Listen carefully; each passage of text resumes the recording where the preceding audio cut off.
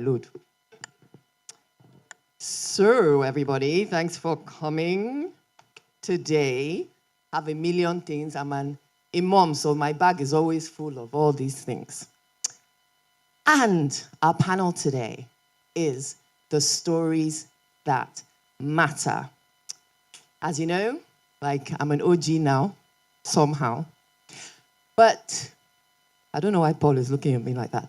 So, little nervous, but we are super, super excited to be here.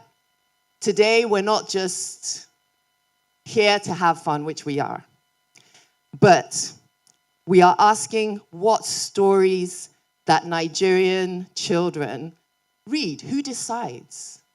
Who decides what's published? Who decides what matters? And so, I'm just going to throw them right in and ask them firstly, why did you write what you wrote? And I'll start with Mazzi. Hello, everybody. Can you all hear me? Fantastic.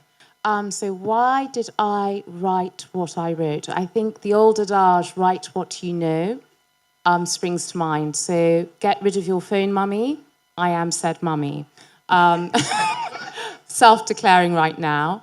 And in terms of why I think it's important, why I felt it was important to write what I wrote, I think it's really important that children's stories reflect the children's present reality. I mean, I'm a massive fan of animal, historic. I mean, don't get it twisted. I like my folk tales. But sometimes a picture book that's situated in your everyday reality packs a more piquant punch for the child. And so I thought a book that tackles something that most children have to face, which is a parent that's on their phone, would be one that would be important to share. So you're obsessed with your phone? I'm not obsessed with my phone. I have data to show I'm actually not as bad as most people. According to the UN, the average person spends 6.5 hours on their phone. A day? Yes. That's where we're at now. So if you add sleep, work, when are you actually hanging out with your children? Discuss. So I do think it's something that maybe in this picture story, people need to think about when they're reading it to their children of how much time they spend with their child. Okay, I feel quite convicted. Let's move on to Kiisa. So why this story? Why now? Can you hear me okay? Yes. Yep. So similar to what you were saying with how the world has changed, there's lots of kids on screens a lot of the time, and I would see that because I used to work at a primary school, and I remember from my childhood there were lots of moments of just finding a problem, trying to find a solution on your own, being imaginative, and I wanted to tell that kind of story of a child doing now in the context of kind of the world we have now. And the main character, Jojo, is based on my younger brother, Jola. And when he was young, he loved sandwiches so much that he said he wanted to name his child Sandwich. So that kind of inspired the book and why I wanted to write it. I love that, and especially about the sandwich. Paul, I can't wait to hear your answer for this. Yeah, so being neurodivergent is quite difficult. Can you hear me? It's quite difficult, especially in Africa, where people don't really understand that. So I grew up like that as a kid who was neurodivergent, struggled a lot when I was in school. My mom did her best, but I had so many struggles getting along with other kids. And then when I had my son, and he was diagnosed with autism, he's nonverbal. He's 17 now, but at the time I saw a similarity between what I went through and what he went through, and it was always two extremes. There were kids who didn't understand why he wouldn't play with them, and those kids thought that he was being mean, and then there were kids who bullied him because he couldn't speak up or defend himself. So I thought it was important to begin to educate kids, at that young age about what it is to have someone who is different from you, and help them to maybe understand that better. And that's why I wrote the book. Yeah. I think that deserves a clap. what is wonderful about each of these authors and the books that they've produced is we can all identify with where they're coming from, and it's very relevant, and it's placed in the everyday, and it's placed in the attainable. And so I think it's really great that we can talk now really about representation. You know, you guys, I'm always on about representation matters, but other than the fact we know that representation matters, how we represent matters even more. So it's not just being represented, it's the way that we represent. And so we have a certain responsibility in doing what we do. And so I'm going to start with Paul. What do you hope parents, educators, whoever is picking up this book, what do you want them to learn about autism and neurodiversity from Ziza's story?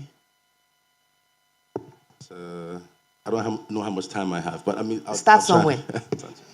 I mean, I think the first thing with most parents who, through the foundation we've met since we started this work is that, first of all, to lift that feeling of hopelessness, because, and you've been there as well, Tonye, where a lot of parents already feel that they've lost, and sometimes they stop making the effort to, I mean, I've seen some horror stories in Nigeria where there are kids who are chained to their beds, and because the parents can't control the tantrums, and when the child is stimming, nobody understands what stimming is, and so I'm hoping that people can begin to understand that there is hope.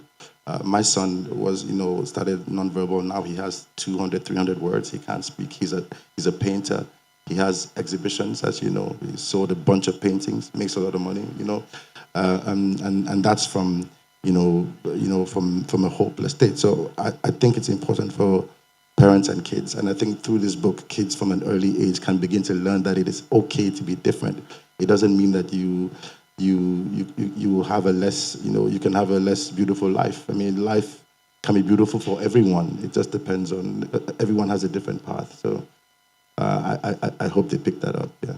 I think that's beautiful in that we begin to understand that there isn't one way to do something, right? Absolutely, People's brains, they work differently, and that's okay.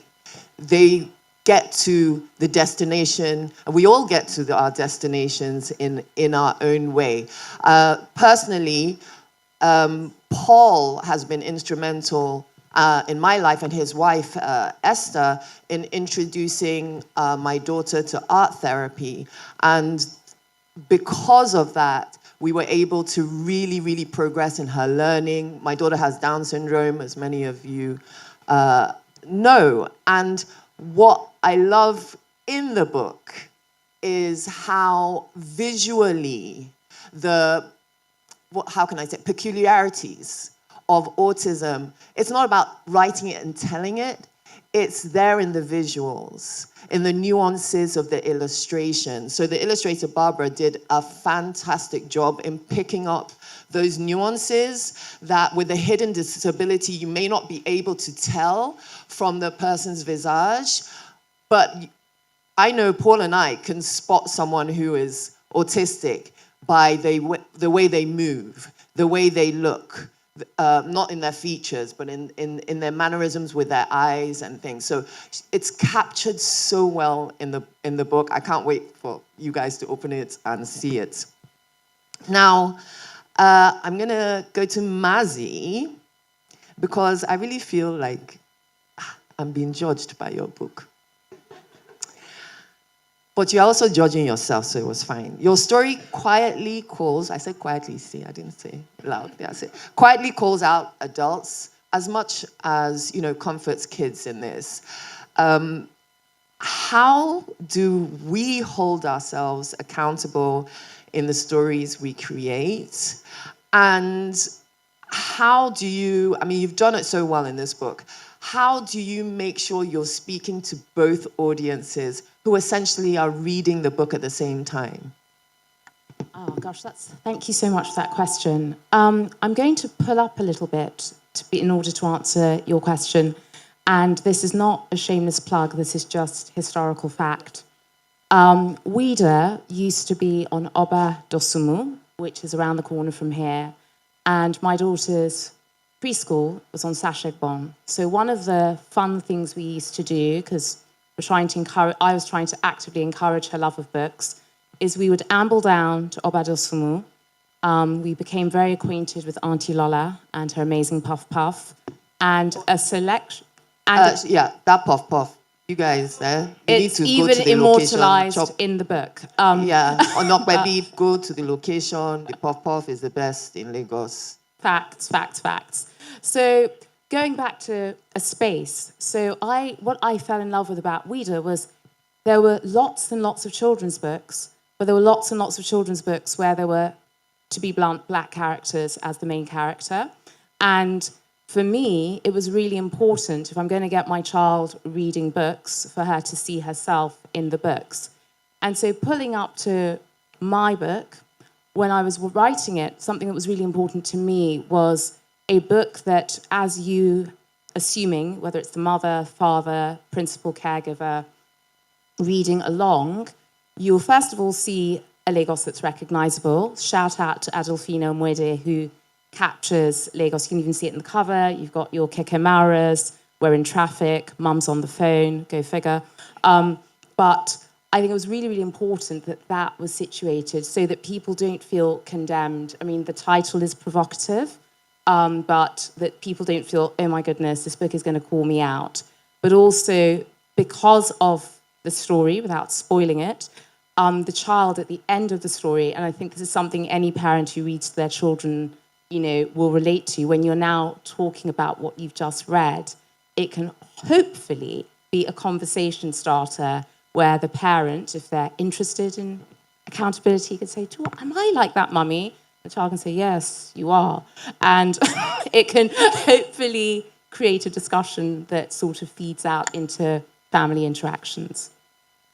I think the character of the mummy who's the influencer, like I chuckled because it's that nuance of, you're not meant to be on your phone, but your job requires you as an influencer. I don't know how influencers do it, but constantly, and you have a child.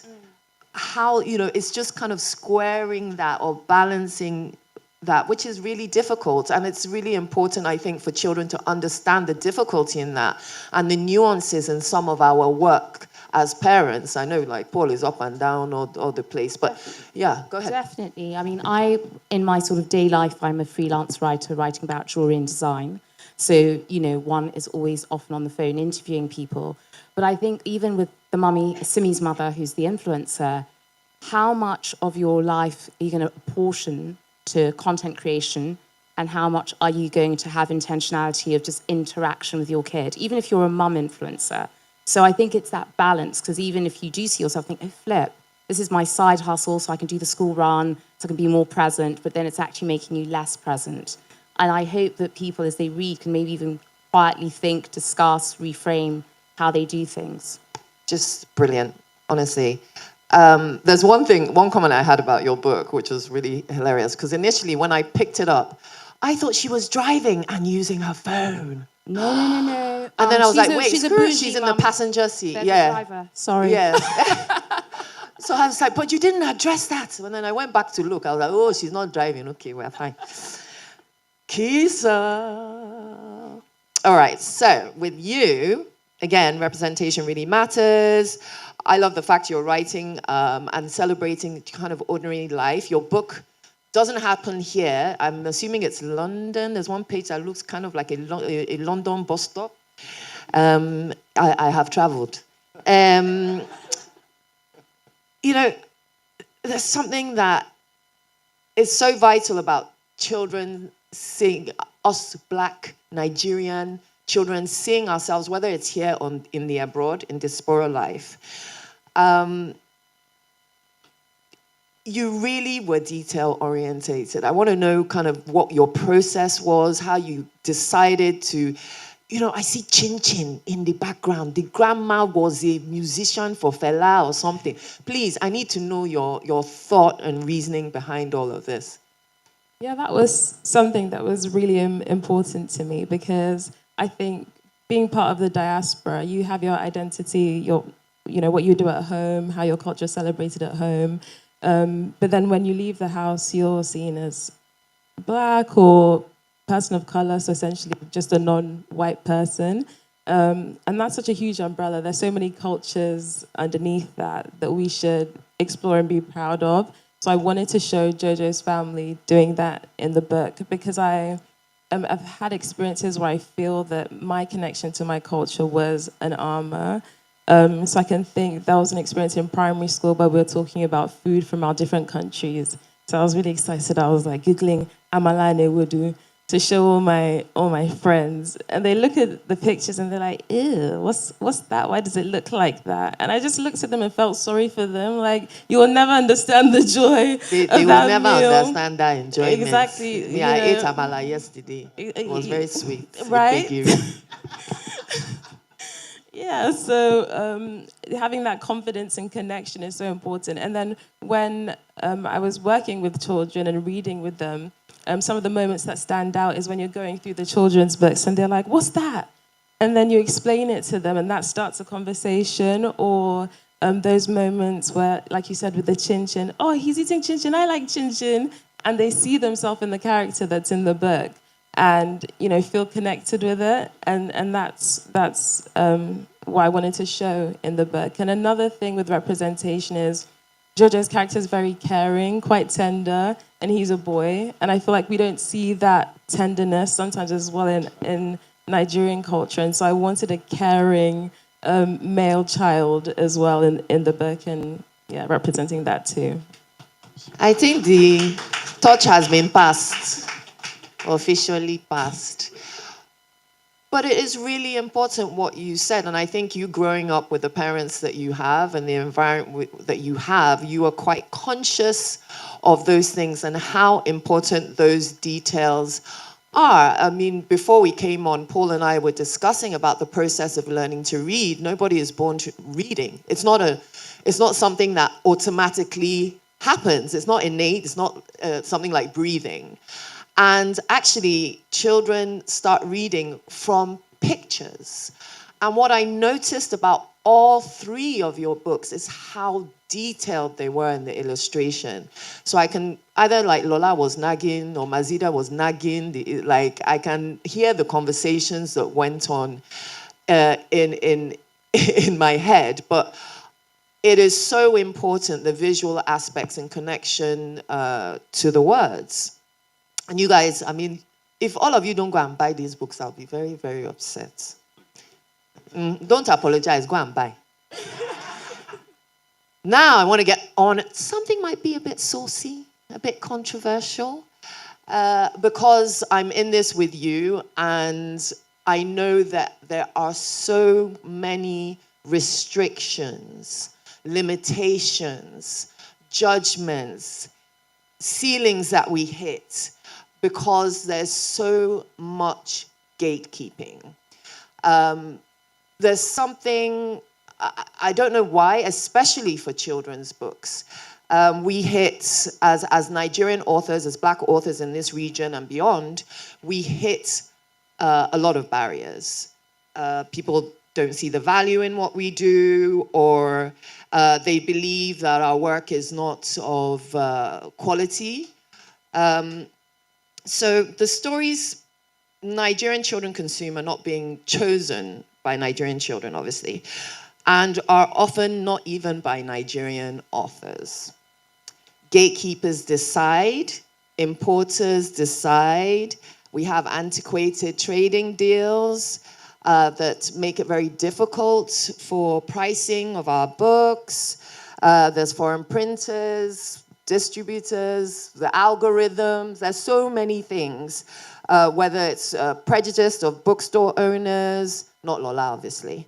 Oh, yes, or ABK. We're together now. We're not akin. Parental bias, right? Colonial hangovers and cost. All these things are gatekeepers, they're barriers. So our children are growing up often reading worlds where they don't exist, right? And they learn to trust other worlds than their own, which it makes me so sad to say. It really does. Like, it hurts. Just think about what that does to a child's identity, self-esteem. So with that, I'm going to throw Paul in the deep end with this one because he's a bit of a guru, if you didn't know already. You understand how markets work, right? You do. You cannot say you do not. And what determines what a child gets into their hands. What do you think, what structural change would allow stories like yours, like mine, like theirs, to be more readily available, wider available, more accepted? Thank you, That's Tonye. somewhere. This is very nice of you. I appreciate the Jesus. Okay, I'll start from so if you look at young kids today, Gen Z, people who are in this room who are young, you notice that they are slightly different from we were, right? From a cultural point of view, from an art point of view, they are more, and they're more indigenous. And that's because something changed in the last 10, 15 years, right? And that thing that changed was, Afrobeat, right? Afrobeat. And what that meant, how we were able to now export our culture, and then how that culture has come back, right? And the approval of that culture has come back. And now, these days, it's cool to be African again. It's very cool, right? So this is how sort of things move from like place to place. Like, if you are a fan of Richard Dawkins, all those, how things move. And I think the work that we need to do is, people like to say FUBU, for us by us, when they say for us by us, because as soon as you allow someone else to be the custodian of your story, you always get that dilution of what it is. Because the person who is controlling your story sees it as an opportunity. It's mostly a commercial for them. But for you, it's more passion. And for you, and because it's more passionate for you, you tend to keep the shall I say, the soul of it intact, right? And that happened with music for us. Like when we were growing up, we were listening to Western music. We were talking with last night about being hip-hop heads and everything like that.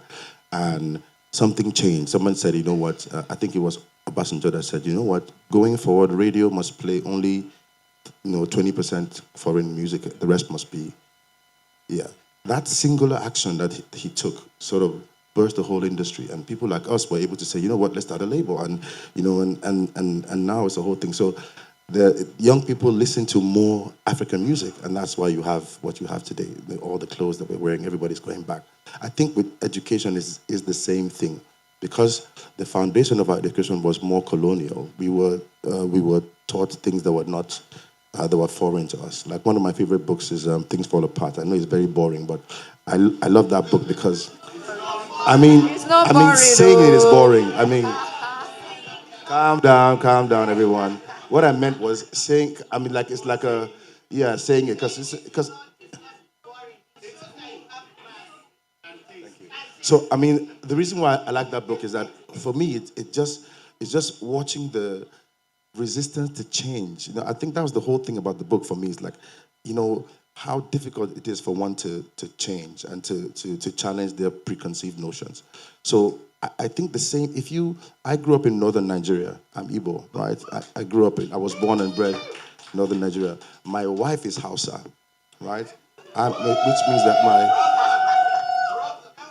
so even when I'm talking to my wife, there's a big difference in me and her. Like, you have a place where, you didn't mention religion, culture. You have a place where, even if the books were there, there's a guy called Boko Haram who won't allow the kids to read the book. So it's not only about the book being there, it's about are they allowed to read the book. And then that goes into the school. So we have a whole part of the country that is already disenfranchised, because the kids who are growing up don't understand that there's a better life that they can access. They are stuck. So I think the work that Lola is doing. Paul, is that I'd like to say is that I think Paul has really hit on something that is really, really important. I don't want to fly over it. It's really, really important to understand the restrictions that are happening to access in other parts of the country. In Lagos, we're truly blessed here in this Lagos. Absolutely. and understanding that we can't just be like, oh, you know what, they don't take anything, they don't read anything. No, there's so much happening behind that. Now, what I do love is that Wida and Lola have been addressing this with their program that focuses on bringing stories to the North. And I'm going to plug Paul to Lola and say he needs to join that program with his books. I think it's so important that we look outside of this bubble we are in and try actively to see how can we replicate what we're doing, how can we expand what we're doing, so these amazing books of these authors are in the hands of as many children in Nigeria and beyond as possible. So, sorry, you may continue. I was going to say that the solution to this is what Lola is already doing. I mean, when I met Lola through Tonye, and I'd like to thank the both of you, because I'm not, these two women literally forced me to write this book. I was like, I don't want to do it. And then between these two, I was too afraid to fight them. So, and that's how it happened. And I think that work needs to be done for more than just people like me. And people, so we need more independent African, book owners, store owners, writers, authors, just the same way we did in music, and we are going to do in film. I promise you, it's going to be the same. Like, even I was listening to the other panel and talking about making films, and last night we had a conversation around, why don't you sell the book to me? Why are you selling it to some guy in Yankee? I can afford the book, sell it to me, and because I will love it and I will care for it. The thing is, when you get a guy from Hollywood to buy the book, he's looking at how much he can make. I want to keep the story the way it is because the story resonates with me. So we have to start doing that business in and among ourselves so that we can, protect our heritage. Did you hear that Paul said he'll buy your book if you are a writer? Maybe I'll buy the book. Maybe calm down. Kiisa, now you are the newbie on the block here, right? And I even think back about, when I was writing my first book, I don't even know what my process is, right? Like, what were your immediate challenges? How did you overcome those? You've got the book, okay, what happens next? There's so many kind of obvious and hidden obstacles for a new author. I want to kind of hear how you are, the challenges that you've met, some of the things that people have said to you. I want to know the gist us. Okay, I have to hold my hands up and say, Alice is my mom. So maybe a bit of a Nepo baby. So I haven't... I love it. Did you hear that? She said she's a Nepo baby.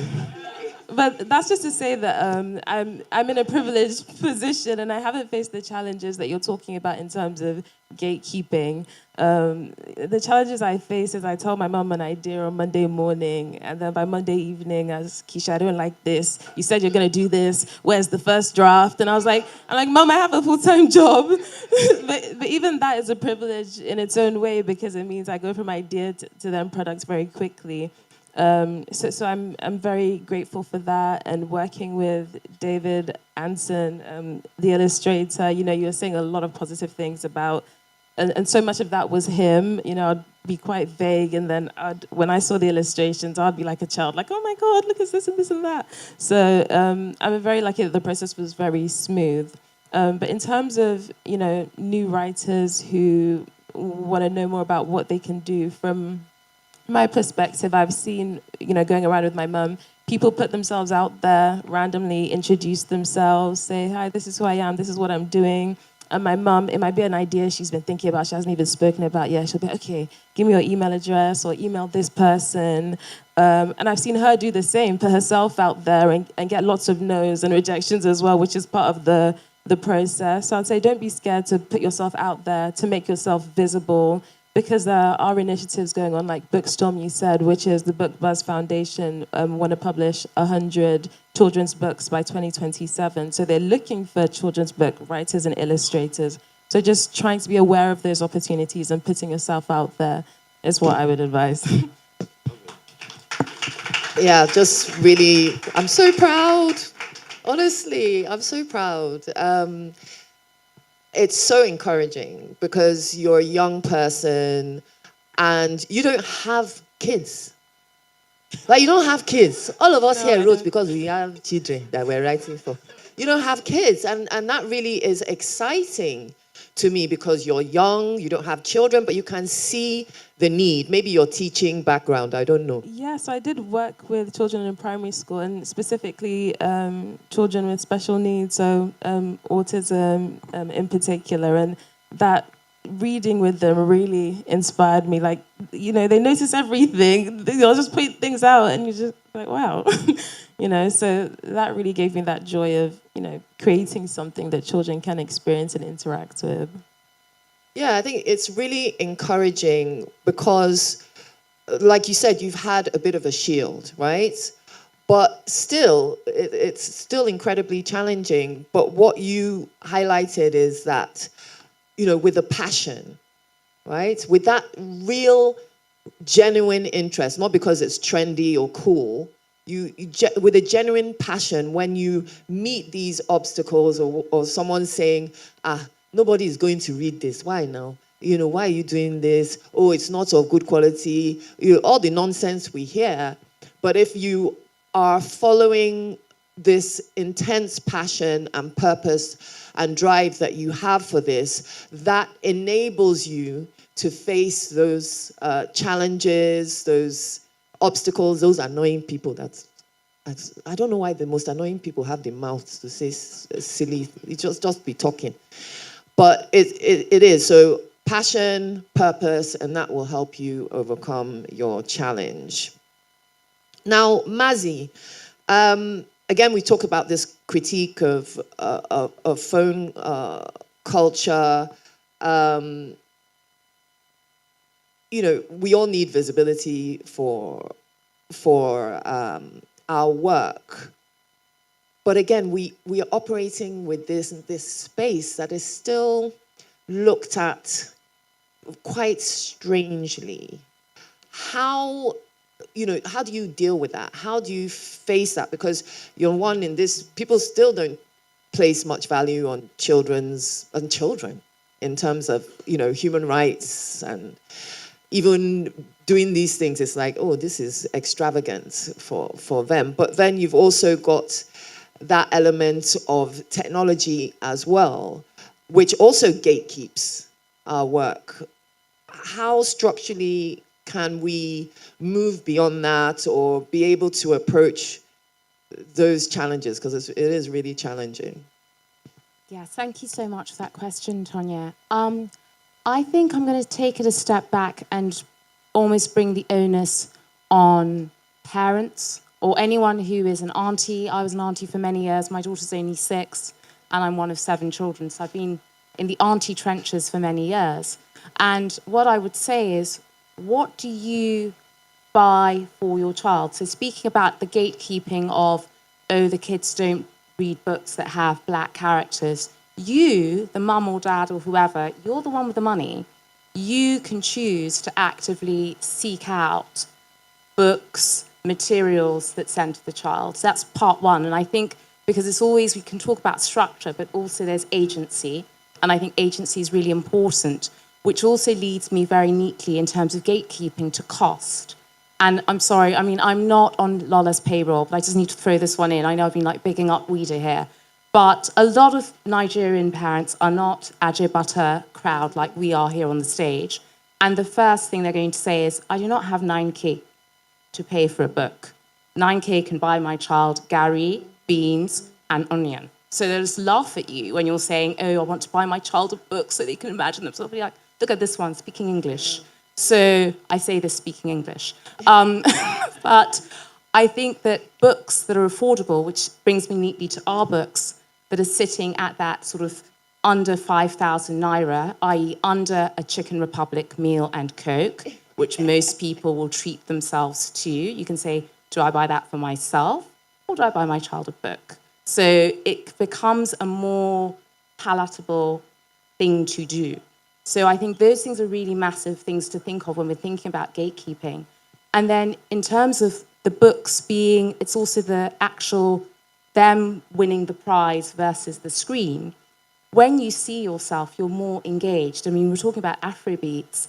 Listening to songs in Pidgin, you'll probably be able to discern the lyrics quicker than trying to sound like you're from South Central LA and you're actually from Winnipeg. So it's going to be more tricky to even enter into the story.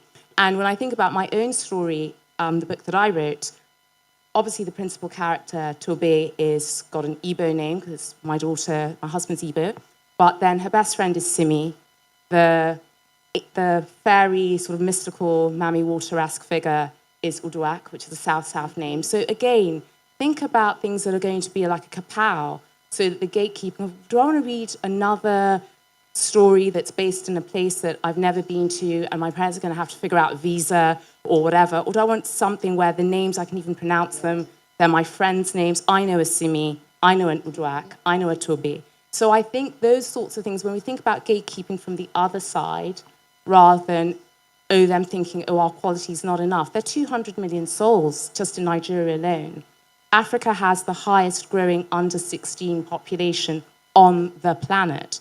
The market is actually here. They're all going to be coming looking for our kids to sell their stuff to our kids. So I really feel that we need to think more on that perspective rather than, Penguin Random House don't have my time. Who cares? Weeda does. So I'll leave it there on that point, so I don't sound like a sermonizer. No, I think that's an absolutely brilliant point, which is about knowing our value as Nigerians and knowing our worth. We are creative, we are strong, we are intuitive, we're intelligent, we are funny. From tiny coming out of, your mommy's bum bum. So, yeah, we are born. I'm not embarrassed by saying that, so you guys can be embarrassed for me. Oh my goodness, time is we're almost at Q&A. Oh. All right, so I'm going to do a quick fire. Complete this sentence. The story, Paul, let's start with you. The story Nigerian children most need right now is? Well, I need time, so I can't do quick, first thing that comes to mind. The story Nigerian children need right now is? Do they even read? I mean, they watch Oh my TV. Goodness. What is happening? It's mostly TV and is it not your book? I hope it's my book. Amen. Kiisa.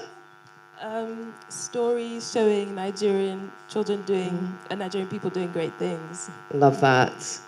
Mazzi. The story Nigerian children need is one where they are the architects and the masters of their own destiny. Love it. I should have said that. That's what I should have said. You didn't say it now. You didn't say it. Stop taking her answer. Same for me, guys. Same for me. All right, before we get to questions, I would like, you guys all have your books, right? Okay. So I want one line from your book or a little segment from your book you hope every child would remember. So read a little snippet, and then we'll go to Q&A. I just feel like let me oppress you small, so you start. And by the way, I would really love to meet, because I haven't met Chiamaka before. Is Barbara here today?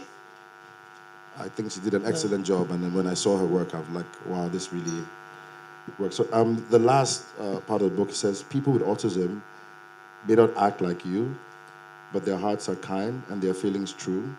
They love, they laugh, they sometimes cry, and with lots of love, they can reach for the sky. I like that. That's so beautiful. Beautiful. Kiisa? I hope this isn't a cop-out, but I want to just show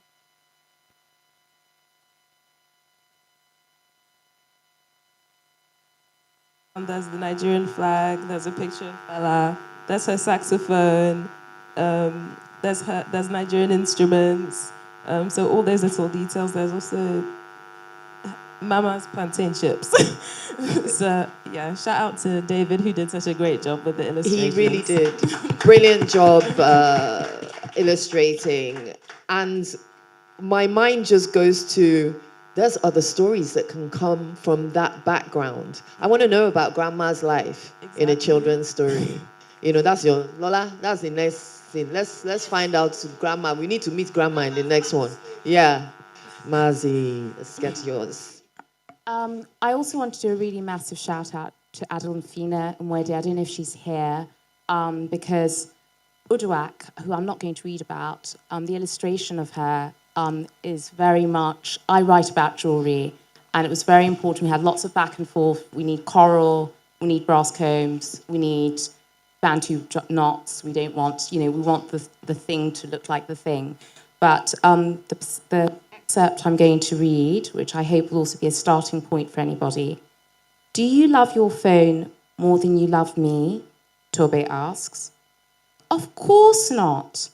I love you much, much more, Mummy replies.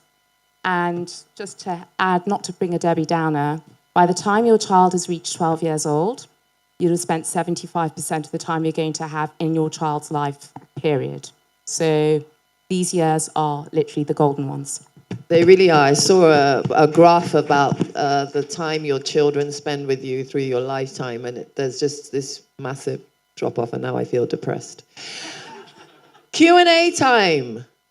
You weren't waving and doing the funny movements you said you were going to do. Let's go to that side first, and then we'll come over here. Thank you. Hi, Paul. Yeah, a troublemaker. No. My question is for Paul.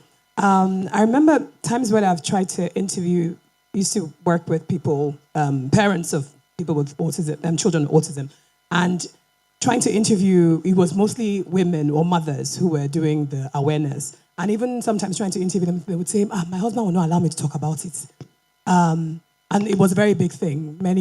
It was very few women who would talk about raising a child with disabilities or autism. I'm very interested in your experience between just writing the book, you're being very visible and aware about this, and also, what's been that effect or impact, particularly with men as well, or other fathers? Brilliant question. You're going to be nice to me today. You promised me easy questions. And okay, I think men and women are different when it comes to things like this. I think I said it once to you before that most times when something like this happens, men tend to focus on things and women tend to focus on people. Right? So when I got my son's diagnosis, again, because of my background, because I was similar to my son, the only difference was that I'm verbal, right? And I was functioning, but I was diagnosed, early as well. I was afraid that it would happen. When it happened, of course, I was depressed for a while, but then I went straight into doing things. Like I'm doing therapists, I'm, hiring, I'm doing the things. I'm keeping the house safe. I'm, safe-proofing my house. I'm focused on, moving the bed downstairs so he doesn't fall down. In my head, I'm thinking, let me make this boy as comfortable as possible. And in doing that, I forget that I also need to be, just a father sometimes and just hang out with the kid. Whereas my wife is more like, into the boy, right? And that's what happens most times when you see the men are usually focused on solving problems. So it's not that they don't care, it's just that, in your head, you're trying to make this kid's life better. And that for me was the biggest thing. I think because, again, of my background, I was able to recognize it sooner. And because the early intervention is key. But especially in Nigeria, where the education is still quite low, and we have too much religion in Nigeria, I'm sorry to say this, but, before these fathers get over, Jesus Christ coming to save them, or, Muhammad, the kid is 6 years old, and you've lost 6 years that you could have used to intervene for the boy. So we have so many issues around that, and that's why this work is important. This book is important.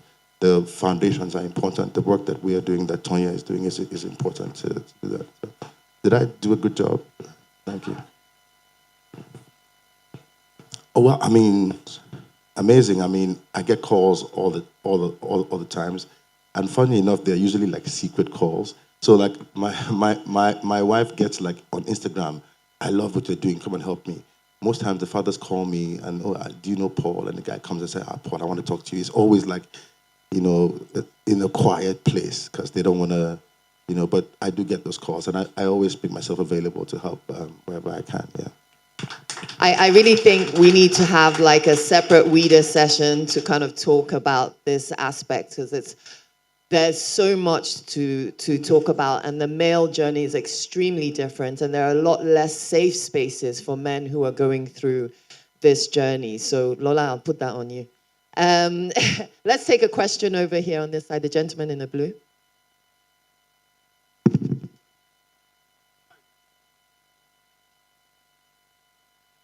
Thank you very much. Good afternoon. Good afternoon. Okay, so Miss Mazzi, but this question is for everyone. You mentioned parents, not all parents are Aje, but are parents. So I would like to put it as ignorance. So sometimes this ignorance bleeds into the religious space, as Mr. Paul said. And of recent, I still saw an Instagram post where they were calling children of the spectrum that they have, or it's an attack of the devil on the children's destiny, those kind of stuff. So my question is, with the work you are doing with children's books, like how do we enter the religious spaces to educate them on kids? Because a lot of kids that could have been diagnosed are in churches. They are saying, take them for abo, go and pray for them, that is the devil, things like that. So when there are helps around. So how do we enter religious spaces? Thank you. All right, which one of you? Because I can answer that, but let's hear from you guys. I think maybe showing stories with results. When I was working with a specific child, they were gonna take him out of the school. They said he can't be in a mainstream school. He can't sit down in class. He was quite big for his age. He's a big black boy, and compared to the smaller white boys who were doing the same things, they wanted to paint him as kind of more dangerous. They said he can't sit 3 sessions, and after working with him with 6 months, he was sitting through whole sessions. He was writing pages and pages each day.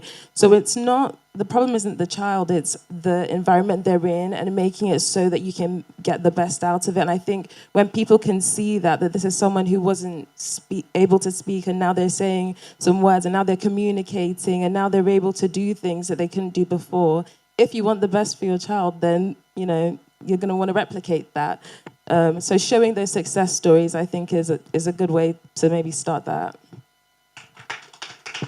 Mazzi, you want to say something on that? So thank you for your question.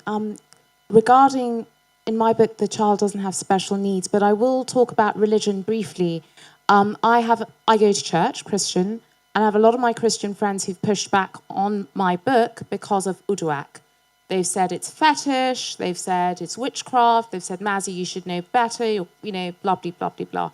And I've said to them, if you can buy a book which has Ulysses, which has, Thor, if you can carry yourself to Norse gods and mythology, you can carry yourself to Greek gods and mythology, but you have an issue with Nigerian gods and mythology, that's kind of on you. And it speaks to this idea of decolonizing your own perceptions of your traditional theistic beliefs. And I know it sounds like I'm speaking lots of English, but it really goes to the depths, because I think a lot of discourses in certain religious spaces, I'll choose my words carefully, are very much about positing what our traditional theistic systems are inherently demonic and bad.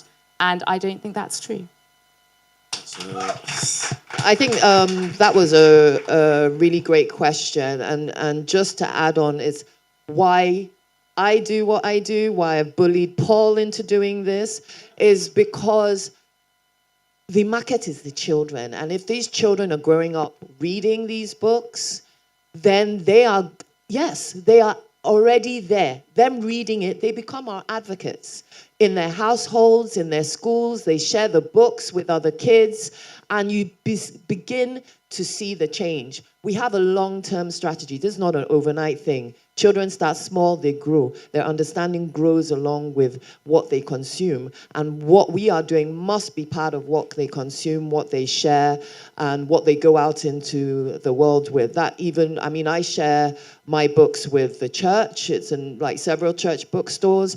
But I'm very, very, very conscious about making a public display, and I understand why people don't, of my daughter in church. So she's the one that collects everybody's money. Sometimes she wears her headphones, sometimes she doesn't, so people understand that she's having sensory sensitivity to the bells in church. But that was my decision. Not everybody's going to make that decision, but it's important because I know we've made change just by bringing her out to church regularly, and her not just sitting there, she's participating, sharing the stories, sharing the books with whatever community that you have.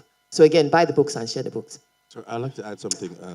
I'd like to add something to her because it's really, I mean, one of the most heartbreaking experiences I had with my son was a church that that they used to go to, and he loved going to church a lot because the music, like there's something about the music that really calmed him down. And one day he was in church in the children's place, and one of the mothers said, please, you need to keep this boy away before my son gets whatever he has.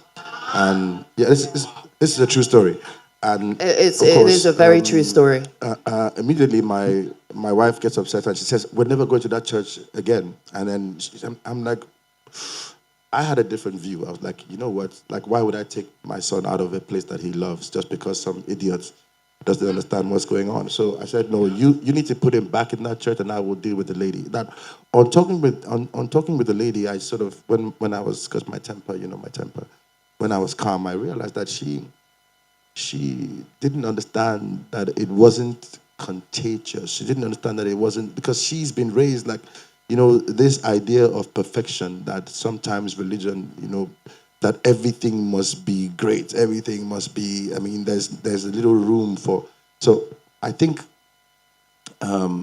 it's getting better like that, but the challenge for us is really on the awareness level. Because, I mean, Nigerians are amazing people and mostly very kind people. So it's not like I find that when we do get people who, once the light switches on in their heads, they tend to be the most caring, the most, so I mean, in my experience. So where I am now is I don't judge it anymore. I just, sometimes they say the problem is the solution. So when I encounter that, I see it as an opportunity to teach someone, and that usually sort of works well most times, but not all the time. Thank you. Go to the gentleman in the blue. I promised him, and then we'll go to the lady with her hand up over there. Okay, hi. Always wanted to ask a book question to a Soyinka, so this is a dream for me. But I think my question generally is, anyone can answer, but you mentioned something, I think it's Kiisa, that mentioned how representation matters, and growing up, you didn't have books, like with children's books of people that looked like you or had your experiences, but I don't think we really went deep into it. So I think I want to know, if it's not too personal, how much of not having access to children's books of Black and African written by Nigerians played into, well, firstly, how did it feel for you as a kid? And then how much did it play into you becoming a children's author? Kiisa, you're going to take this one. Okay. Oh, I should say my name is Keisha. Sorry, Sorry. Keisha. My bad. Yeah, no worries. I feel very lucky because I had a role model, a model of someone who is rebellious, challenges the status quo, does what she wants, and so I never thought I couldn't do it. It wasn't why would it be me, it was why would it not be me. So I feel that I'm very fortunate, but obviously other people are in that Sorry, situation. can you say that again? Because I just think it was so succinct. I want you to say what you said again. Instead of asking why would it be me, it was why would it not be me. Yeah. So and that speaks to why representation is so important. Seeing someone who looks like you doing incredible things, challenging people, makes you ask yourself, why not me? So that's why I think it's important. Yes, Paul, as a man. I mean, I didn't get into...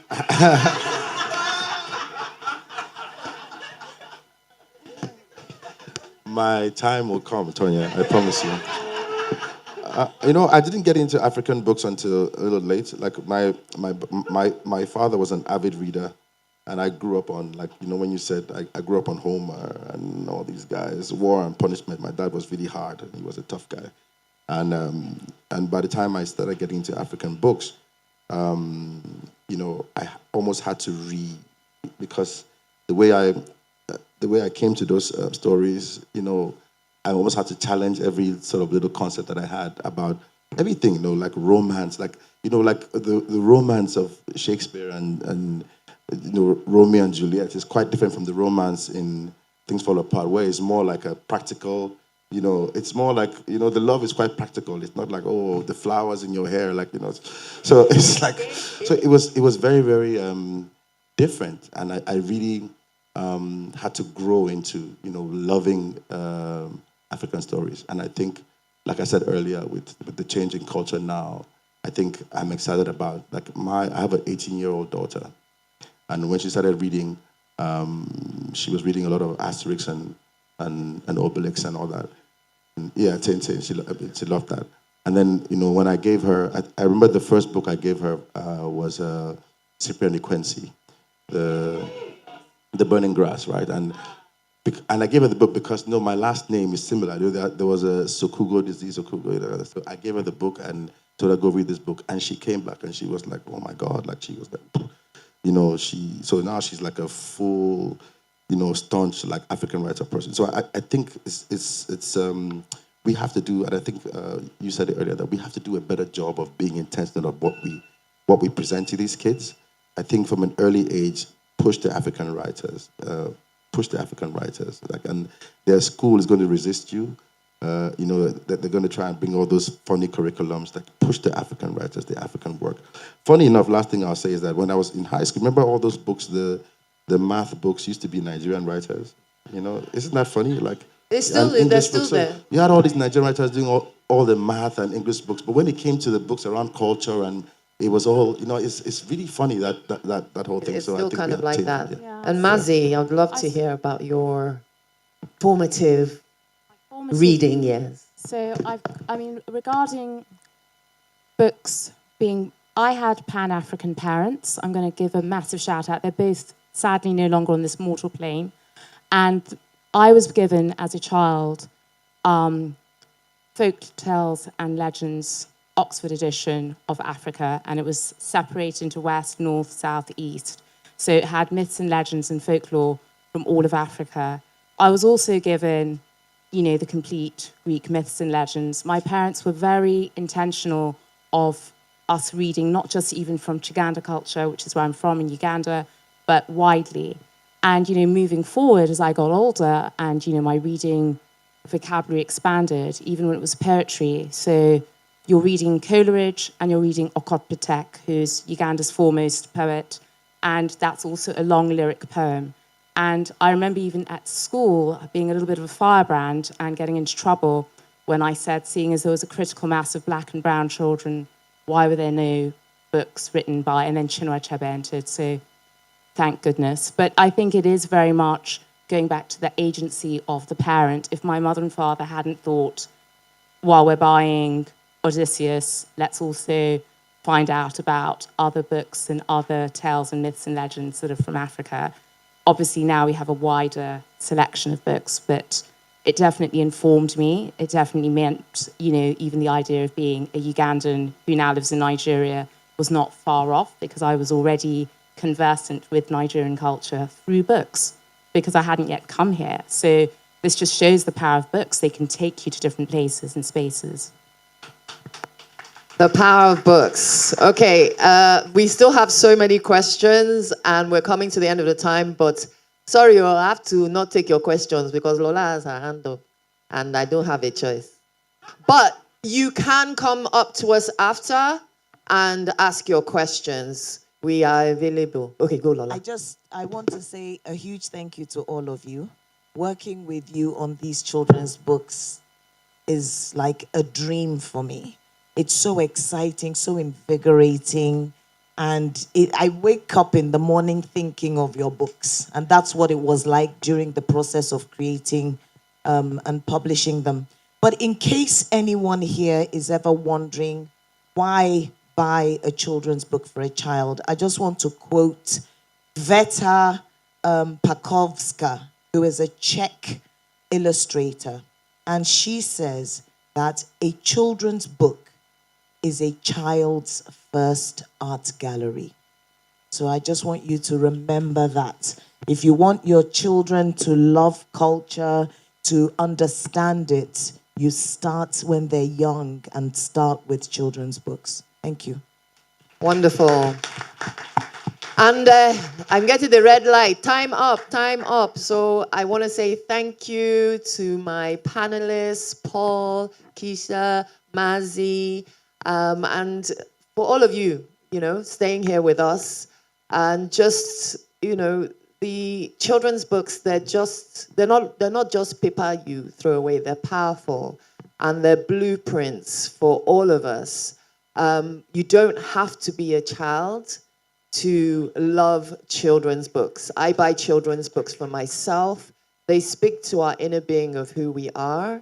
So for you guys who don't have children's books, I would encourage you to rediscover your inner child, connect with your inner child through the children's books. You will find so much healing, so much restoration, so much fun.